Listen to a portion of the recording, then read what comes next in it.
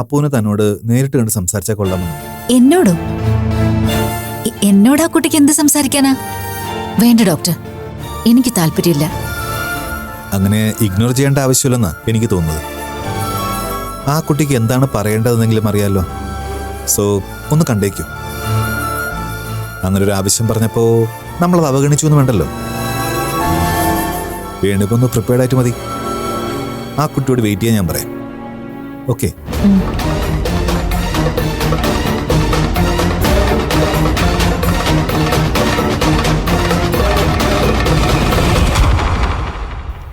ഷടാ, എന്തു പറയാനാ?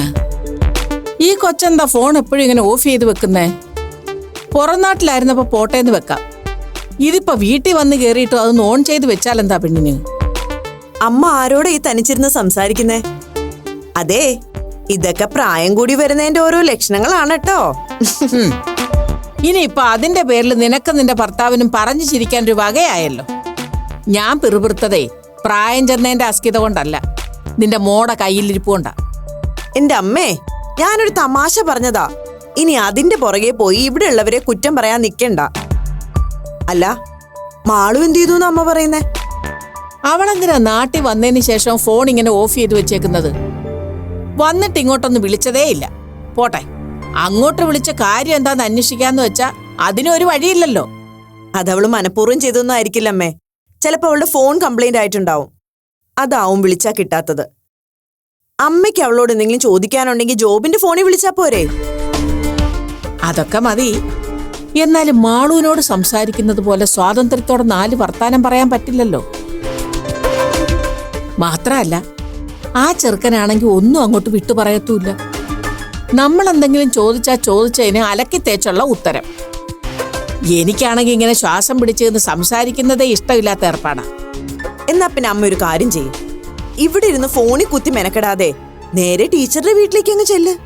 എന്നിട്ട് എല്ലാവരെയും കണ്ട് വിശേഷമൊക്കെ തിരക്കി കൊച്ചുമോളോട് മതിയാവോളം സംസാരിച്ച് തൃപ്തിയായിട്ടിങ്ങ് പോരെ. എന്തേ? അയ്യോ എന്റെ പൊന്നമ്മച്ചി, വേണ്ട വേണ്ട, നമുക്കാ കോള് വേണ്ട. ടീച്ചറമ്മയുടെ കൊട്ടാരത്തിലോട്ട് വിരുന്നുണ്ണാൻ ചെല്ലണമെങ്കിലേ തോട്ടത്തിൽ ഇന്ദിരാമ്മ 2ാമത് ജനിക്കണം. എടി മോളെ, ചോറിങ്ങും കൂറങ്ങും എന്ന് പറയുന്നത് പോലെയാ ആ പെണ്ണും പിള്ളയുടെ നിലപാട്. അവരുടെ മരുമോളായിട്ട് ആ വീട്ടിലേക്ക് കെട്ടിക്കേറി ചെന്നത് നിന്റെ മോളാണെങ്കിലും ആ ടീച്ചർക്ക് കൂറ് പണിക്കരുടെ സന്താനത്തോടാ. അല്ല, എനത്തോടല്ലേ ചേരൂ. പിന്നെ കുറ്റം പറഞ്ഞിട്ട് എന്ത് കാര്യം? എന്റെ അമ്മേ, ഞാൻ വെറുതെ ഒന്ന് പറഞ്ഞൂന്നേ ഉള്ളൂ. അമ്മയ്ക്ക് ഇഷ്ടമല്ലെങ്കിൽ അങ്ങോട്ട് പോവേ വേണ്ട, വിട്ടേക്ക്. ഇനി കഴിഞ്ഞ കാര്യങ്ങളൊക്കെ പറഞ്ഞ് വെറുതെ എന്തിനാ അത് മാന്തി പുണ്ണാക്കാൻ നിൽക്കുന്നത്? ആ, അത് തന്നെ എനിക്കും പറയാനുള്ളത്. ചുമ്മാ മാന്തിയും ചൊറിഞ്ഞും പുണ്ണാക്കുന്നതിന് മുമ്പ് വേണ്ട കാര്യങ്ങൾ വേണ്ടതുപോലെ ചെയ്താ നിന്റെ മോക്ക് സ്വസ്ഥതയും സമാധാനമായിട്ട് അവിടെ കഴിയാം. ഇല്ലെങ്കിലേ വീട്ടുകാരിയായിട്ട് പൊറുതിക്ക് ചെന്നവക്ക് വേലക്കാരിയായിട്ട് അവിടെ എവിടെങ്കിലും ചുരുണ്ടുകൂടേണ്ടി വരും. ഇപ്പൊ എന്താ അമ്മയുടെ പ്രശ്നം? മാളുവിനെ കണ്ട് സംസാരിക്കണം, അത്രയല്ലേ ഉള്ളൂ. ഏതായാലും അമ്മ ഇത്ര നേരം ക്ഷമിച്ചില്ലേ, ഇനി കുറച്ചു നേരം കൂടെ ഒന്ന് ക്ഷമിക്ക്. ഉച്ച കഴിഞ്ഞിട്ട് മാളുവിനെയും കൂട്ടി ജോബിന് ഇങ്ങോട്ട് വരാന്ന് പറഞ്ഞിട്ടുണ്ട്. എന്നാ പിന്നെ നിനക്കത് നേരത്തെ പറയാൻ മേലായിരുന്നോ? വെറുതെ എന്റെ തൊണ്ടയില് വെള്ളം പറ്റിക്കണമായിരുന്നു. അല്ല ശ്രുതി, വന്നാ ചിലപ്പോ 2-3 ദിവസം മാളു ഇവിടെ തങ്ങുമായിരിക്കും അല്ലയോ? അതൊക്കെ അമ്മ തന്നെ നേരിട്ട് ചോദിച്ചറിഞ്ഞാ മതി അവളോട്. പിന്നെ നീയും കൂടെ ഡോക്ടറെ നന്നായിട്ടൊന്ന് നിർബന്ധിക്കണം. 2-3 ദിവസത്തേക്ക് കൊച്ചിനെ ഇവിടെ നിർത്തിയിട്ട് പോകാൻ. ഒത്തിരി നാളായില്ലേ അവളെ നമ്മളൊന്ന് കണ്ണു നിറച്ച് കണ്ടിട്ട്. ഇനിയിപ്പൊ 2 പേരും അമേരിക്കയിലോട്ട് പോയാ പിന്നെ എന്ന് കാണാനും മിണ്ടാനും പറ്റുമെന്നോർത്താ. ഞാൻ പറഞ്ഞു നോക്കാം. ഏതായാലും അവരിങ്ങോട്ടൊന്ന് വന്നോട്ടെ അമ്മേ. അല്ല ശ്രുതി, എനിക്കൊരു സംശയം. എന്താമ്മേ? ഈയിടെ ഞാൻ പത്രത്തിലോ വീക്കിലിയിലോ എവിടെയോ വായിച്ചതായിട്ടൊരു ഓർമ്മ. അമേരിക്കയിലുള്ള ഏതോ വലിയൊരു പണക്കാരൻ ഒരു കൃഷ്ണന്റെ അമ്പലം നിർമ്മിച്ചു കൊടുത്തെന്ന്. അവിടെ അതുപോലുള്ള ഒരുപാട് ക്ഷേത്രങ്ങളുണ്ടമ്മേ. ആണോ? അവിടൊക്കെ ഇവിടുത്തെ കൃഷ്ണന്റെ അമ്പലത്തിലെ പോലെ പാൽപ്പായസവും കദളിപ്പഴ നിവേദ്യമൊക്കെ കാണുമായിരിക്കും. പിന്നെന്താ കാണാത്തത്? എന്താ അമ്മയ്ക്കിനി അമേരിക്കയിലെ പാൽപ്പായസവും കദളിപ്പഴ നിവേദ്യമൊക്കെ പാഴ്സലായിട്ട് വരുത്താൻ വല്ല ഉദ്ദേശം ഉണ്ടോ? ഓ, ഞാൻ വെറുതെ ചോദിച്ചെന്നേ ഉള്ളടി മോളെ. അമേരിക്കയിലെ അമ്പലത്തിൽ നേർച്ചയും വഴിപാട് നേരിട്ട് ചെയ്യാൻ യോഗമുണ്ടെങ്കിൽ പിന്നെ എന്തിനാടീ കൊച്ചെ പ്രസാദം പാഴ്സലായിട്ട് വരുത്തുന്നേ? ഓ, അവിടെ ചെന്ന് മാളുവിനൊരു വിശേഷം ഉണ്ടാവട്ടെ. പിന്നെ ഗർഭശുശ്രൂഷയും പ്രസവരക്ഷയും എന്നൊക്കെ പറഞ്ഞ് ഞാനൊരു പോക്ക് പോകില്ലേ? ആ, ചിലപ്പോ വയസ്സാം കാലത്ത് വിമാനത്തിൽ കയറി നാട് ചുറ്റാൻ തോട്ടത്തിലെ ഇന്ദിരാമ്മയുടെ ജാതകത്തിലും ഭഗവാൻ ഒരു വര വരച്ചിട്ടുണ്ടാവും. എന്റെ കൃഷ്ണ സ്വാമി, അതിനുള്ള ഇട വരുത്തണേ.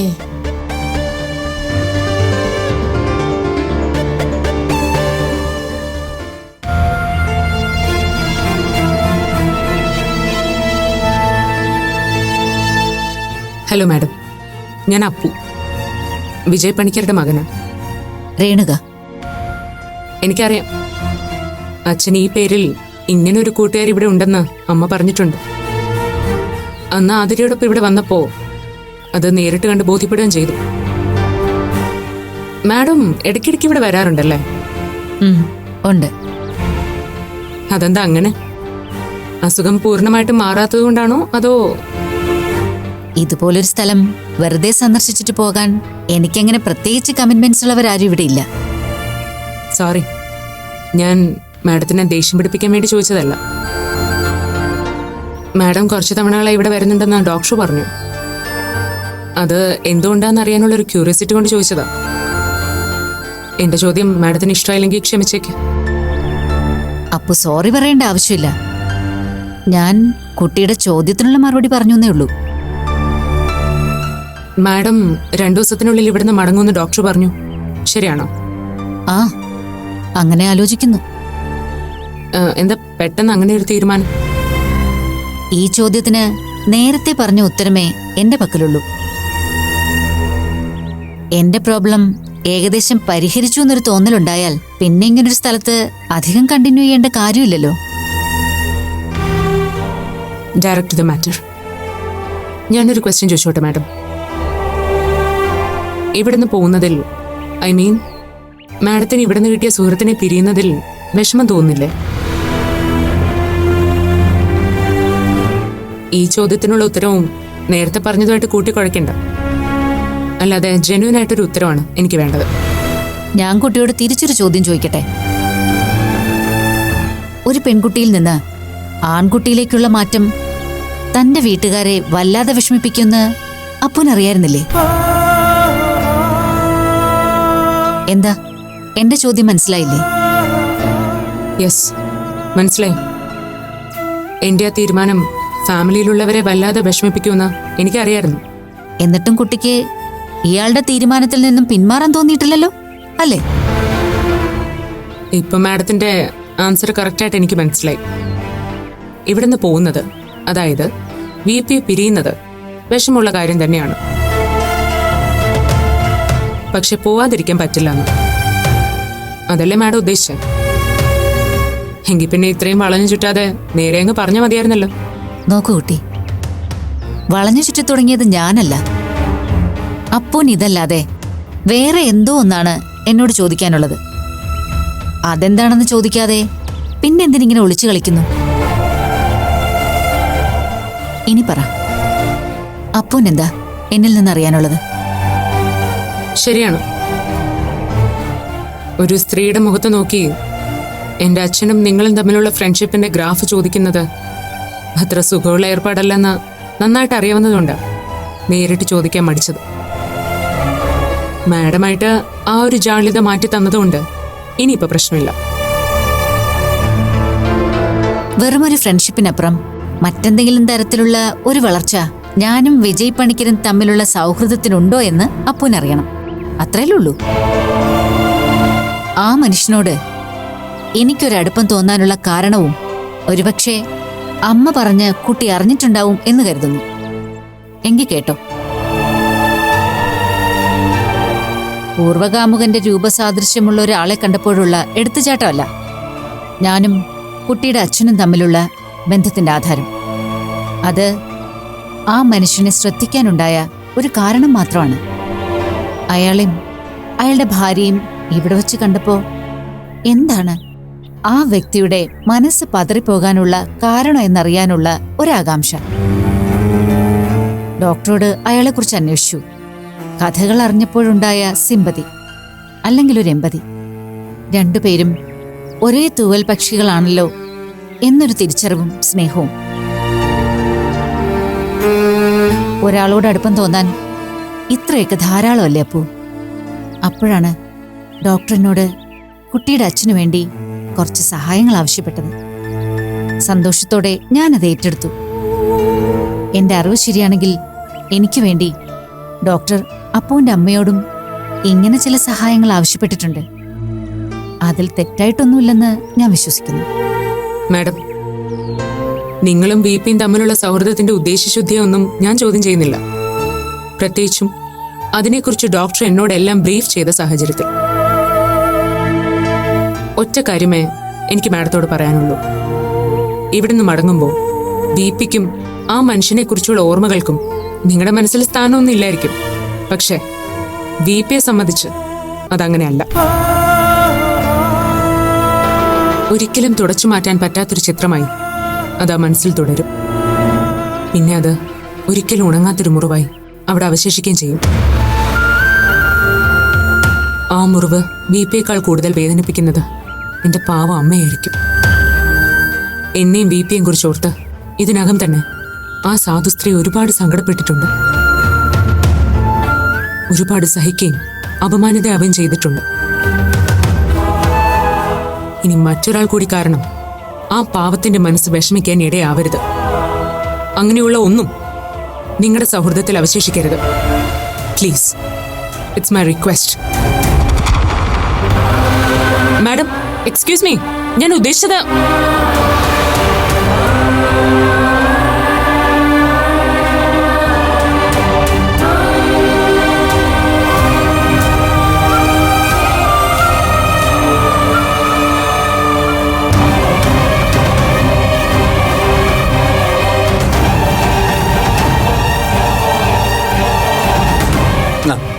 രേണുക, ഇത് എവിടെയായിരുന്നു? ഞാൻ എവിടെയൊക്കെ അന്വേഷിച്ചു. എവിടെ പോയിരുന്നു? എന്താ രേണുക, എന്തു പറ്റി? എവിടെയായിരുന്നു താൻ? ഞാൻ ചോദിച്ചത് താൻ കേട്ടില്ലേ? എന്താ താനൊന്നും മിണ്ടാത്തത്? ഓ, ഇപ്പൊ എനിക്ക് മനസ്സിലായി. ആ മാരണം വീണ്ടും എത്തിയിട്ടുണ്ടല്ലോ. എന്നോടൊന്നും മിണ്ടരുതെന്ന് കൽപ്പിച്ചിട്ടുണ്ടാവും. അയാളെ അവിടെ കണ്ടപ്പോഴേ എനിക്ക് സംശയം ഉണ്ടായിരുന്നു. എന്തിനാ അയാളെ അങ്ങോട്ട് കെട്ടിയെടുത്തത്? ആര് പറഞ്ഞിട്ടാ? എനിക്കറിയണത്, എനിക്കറിയണം. ഏയ് രേണുക, അവിടെ നിൽക്കാൻ.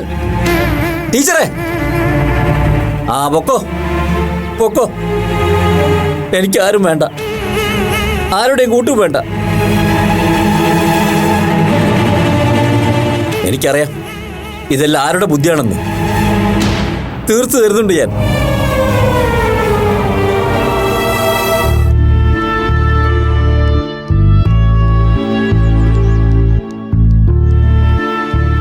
കുട്ടി എന്താ ഇവിടെ നിൽക്കുന്നേ? ഡോക്ടറെ കണ്ടിട്ട് പോവാന്ന് കരുതി വെയിറ്റ് ചെയ്യാ. ഡോക്ടർ ഇപ്പൊ B ബ്ലോക്കിലായിരിക്കുമല്ലോ. കുട്ടി വേണമെങ്കിൽ അങ്ങോട്ട് നിന്നോളൂ. വേണ്ട, ഞാൻ വിളിച്ചിരുന്നു. എന്നോട് ഇവിടെ വെയിറ്റ് ചെയ്താൽ മതി, ഇങ്ങോട്ട് വരാന്നാ പറഞ്ഞത്. എങ്കിലത് മതി.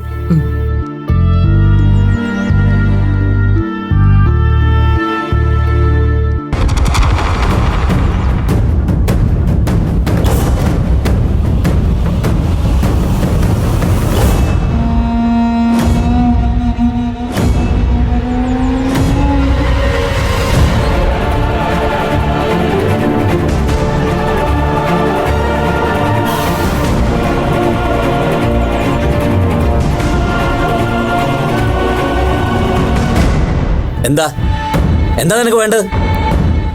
എന്താ നിന്റെ ഉദ്ദേശം? എന്താ VP ഇത്? ഞാൻ എന്ത് ചെയ്തിട്ട് എന്നോട് ഇങ്ങനെ? വേണ്ട, നീ എന്നോട് ചെയ്തതൊക്കെ ഞാൻ ഇനി ആദ്യം മുതൽ അക്കമിട്ട് പറയണോ നിന്നോട്? പറയണോ ഞാൻ? നീ ഒരാളെ എന്റെ ജീവിതം എങ്ങനെയൊക്കെ ആക്കി തീർത്തത്. എനിക്ക് ആരും ഇല്ലാതാക്കിയത് നീ ഒരാളാ. എന്നിട്ട് ഒരു ഉളുപ്പില്ലാതെ വന്നു നിന്ന് ചോദിക്കുന്നത് കേട്ടില്ലേ എന്താ ചെയ്തതെന്ന്? പറ, എന്തിനാ നീ ഇവിടെ വന്നതെന്ന്? ഇവിടെ എന്നെ സ്വസ്ഥമായിട്ട് ജീവിക്കാൻ അനുവദിക്കില്ല എന്ന് തന്നെയാണോ നിന്റെ ഉദ്ദേശം? VP, ഞാൻ പറയുന്നൊന്ന് കേക്ക്. എനിക്ക് VP ഉപദ്രവിക്കണമെന്ന് ഒരു ഉദ്ദേശവും ഇല്ല. കള്ളം. പച്ചക്കള്ളോ നീ പറയുന്നത്.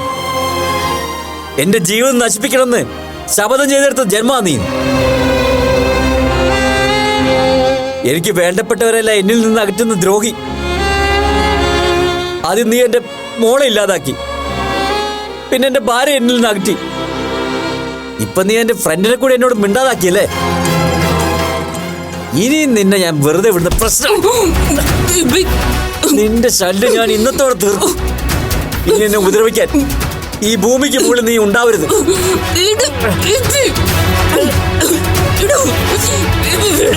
ഇല്ല, എന്നെ ദ്രോഹിച്ചതിനുള്ള ശിക്ഷയാണ് അനുഭവിച്ചു കൊടുക്ക്.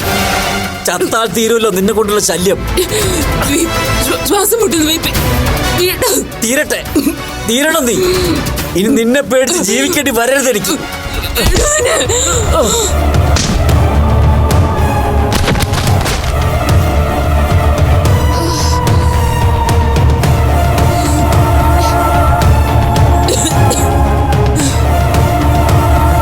എന്താ ഇവിടെ? എന്തു പറ്റി? ഡോക്ടർ ബ്ലീഡ് ചെയ്യുന്നുണ്ട്. B P, call ambulance. കുറച്ച് വെള്ളം എടുത്തോണ്ടു.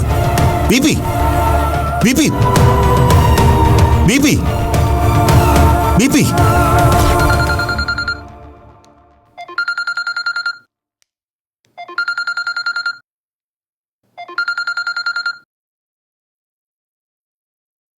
Hello doctor. ഹലോ മാഡം, വീട്ടിലുണ്ടോ? അതെ, ഞാൻ വീട്ടിലുണ്ട് ഡോക്ടർ. എന്താ വിശേഷിച്ച്? ബി പി എന്നെ കാണുമെന്ന് വല്ലതും ആവശ്യപ്പെട്ടോ? അതല്ല മാഡം, ഇവിടെ ഒരു ഇഷ്യൂ ഉണ്ടായി. പണിക്കർ സാറിനെ കാണാൻ അപ്പു ഇവിടെ വന്നിരുന്നു. അപ്പു അവിടെ വന്നെന്നോ? എന്നിട്ട് അതേപ്പറ്റി അപ്പു എന്നോടൊന്നും പറഞ്ഞില്ലല്ലോ. ഇവിടെ വെച്ച് പണിക്കർ സാറും അപ്പവും തമ്മിൽ വാക്കേറ്റുണ്ടായി. അത് പിന്നെ കയ്യാങ്കളിലേക്ക് നീങ്ങി. അയ്യോ, എന്നിട്ട്? അപ്പുവിനെ സാറ് വല്ലാതെ ഉപദ്രവിച്ചു. രക്ഷപ്പെടാൻ ശ്രമിക്കുന്നതിനിടയിൽ അപ്പു പണിക്കർ സാറിനെ പിടിച്ച് തള്ളി. പണിക്കർ സാർ നിലത്ത് വീണ് തലക്കൽപ്പം പരിക്ക് പറ്റിയിട്ടുണ്ട്. പണിക്കർ സാറിനെ ഇപ്പോൾ ലൈഫ് കെയർ ഹോസ്പിറ്റലിലേക്ക് ഷിഫ്റ്റ് ചെയ്തിരിക്കുക. ഞാൻ ആ ഹോസ്പിറ്റലിലേക്ക് പുറപ്പെടുക. പണിക്കർ സാറിനൊപ്പം അപ്പവും ഉണ്ട്. മാഡം ഉടനെ അങ്ങോട്ട് വരണം. ഹലോ മാഡം, കേൾക്കുന്നില്ലേ? മാഡം ഹോസ്പിറ്റലിലേക്ക് വരില്ലേ? ഞാൻ ഉടനെ വരാം ഡോക്ടർ.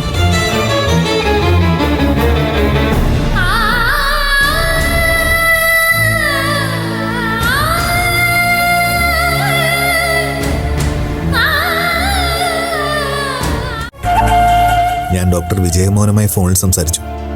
അദ്ദേഹം ഇപ്പോൾ വരും. ഇനിയൊരു കാർഡിയാക് അറസ്റ്റിനുള്ള സാധ്യതയില്ലെങ്കിൽ പ്രതീക്ഷയ്ക്ക് വകയുണ്ടെന്ന് അദ്ദേഹം പറയുന്നത്. അപ്പോനിപ്പോൾ അസ്വസ്ഥതയൊന്നുമില്ലല്ലോ? മെഡിക്കൽ എയ്ഡ് വല്ലതും വേണമെങ്കിൽ ഇവിടെ നിന്ന് എടുക്കാം. നോ ഡോക്ടർ, ഞാൻ ഓക്കെയാണ്. Doctor, V പിക്കൊന്നും സംഭവിക്കരുത്. എനിക്കത്രേ ഉള്ളൂ. അമ്മയുടെ മുമ്പിൽ എനിക്ക് മറുപടി ഇല്ലാതായി പോവും. ഏയ്, അങ്ങനെയൊന്നും വിചാരിക്കണ്ട. അപ്പോൾ മനഃപൂർവ്വം ചെയ്തതൊന്നല്ലല്ലോ. പണിക്കർ സാറിൻ്റെ അറ്റാക്കിൽ നിന്ന് രക്ഷപ്പെടാൻ ശ്രമിക്കുന്നതിനിടയിൽ ഒരു കയ്യബദ്ധം. ഇതിനങ്ങനെ കണ്ടാൽ മതി. കേസിൻ്റെ കോംപ്ലിക്കേഷൻസും ഫർദർ പോലീസ് എൻക്വയറിയൊക്കെ ഒഴിവാക്കാൻ വേണ്ടി നമ്മളതൊന്നും ഇവിടെ റിപ്പോർട്ട് ചെയ്തിട്ടില്ല. പണിക്കർ സാർ ധൃതിയിൽ നടന്നുപോയപ്പോൾ ഒന്ന് സ്ലിപ്പായി വീണു. തലയ്ക്ക് പരിക്ക് പറ്റി. On the way to hospital, cardiac arrest. അങ്ങനെ റിപ്പോർട്ട് ചെയ്തിരിക്കുന്നത്. മറ്റുള്ളവർക്ക് ആ ഒരു റിപ്പോർട്ട് കൊണ്ട് ഓക്കെ ആയിരിക്കും. പക്ഷെ സത്യം എന്താന്ന് എനിക്കറിയാലോ. ആ, ഡോക്ടർ എത്തിയല്ലോ. Doctor, I am doctor Jayadevan. ഞാനാണ് ഡോക്ടറെ വിളിച്ചത്. ആ, നിങ്ങളുടെ ഇൻസ്റ്റിറ്റ്യൂഷൻ വെച്ചാണ് ഇത് സംഭവിച്ചതല്ലേ? അതെ. ഞാൻ ഡ്യൂട്ടി ഡോക്ടറോട് സംസാരിച്ചിരുന്നു. കണ്ടീഷൻ തീരെ വേഴ്സാണ്.